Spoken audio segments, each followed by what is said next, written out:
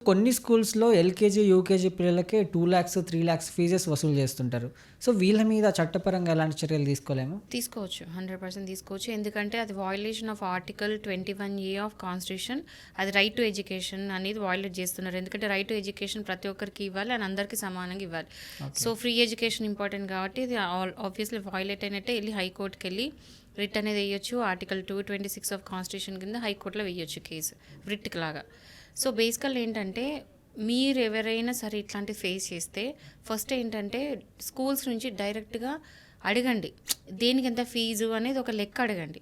దీనికింత దీనికింత దీనికింత అన్నిటికీ ఒక break down అనేది ఇస్తారు కదా.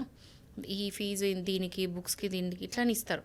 ఆ బ్రేక్ డౌన్ అంతా తీసుకొని అంటే రైటింగ్లో ఊరికే కాదు రైటింగ్లో తీసుకొని ఆ పేపర్స్ పట్టుకున్న తర్వాత డైరెక్ట్ స్కూల్స్ని అడగాలి.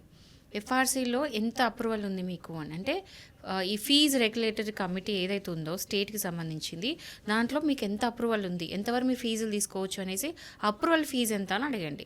ఈ రెండు అడిగిన తర్వాత మీరు వెళ్ళి డైరెక్ట్గా డిఓ అంటే డిస్ట్రిక్ట్ ఎడ్యుకేషన్ ఆఫీసర్కి కంప్లైంట్ చేయొచ్చు.